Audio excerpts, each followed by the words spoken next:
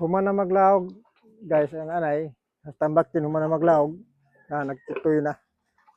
Ligoon na ni guys, ligoon na. Ligoon na ni sila. Hasta ning anay, ligoon. Yan, nag-agas na ahos. Ligoon na ni sila guys, kaya giinita naman, aron nga mapresko ang anay. Ang gatas niya, bugnaw. Yang mga baktin, ligoon tani. Oh. Kaya aron kusog mutubo. Kaya ugoy ligo ang baktin. Kuan, hinay mutubo ang baktin basta di ni mo ligo-ligoon. Ligo-ligoon nga siya na. Oh. Lipay ka sila. Oh.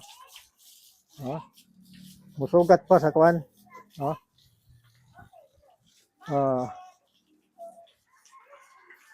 Unsin ni kabuk baktin guys. Kung magpakita na ko ninyo.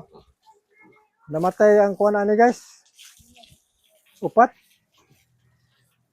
Kuan na lang ni, 8 na lang. Kaya gipang ubo man gud sa gagmay pa. Ya. Nagkalibanga.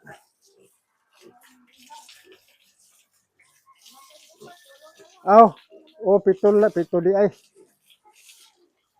Pito di ay.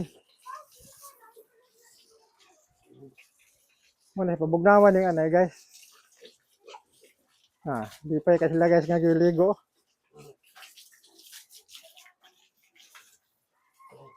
Yung magligo po kaning baboy guys.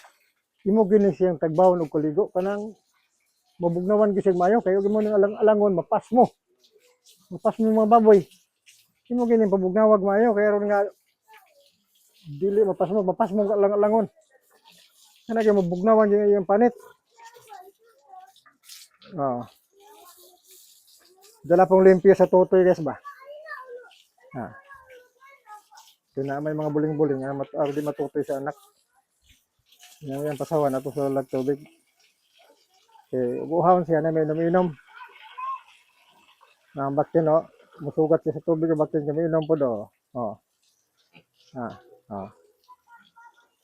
Malingaw kita aning anay guys. Ug mga anak na malingaw tas baktin ba. Labi na nga ni mga lutason na ni simana guys. Ila inay na ni.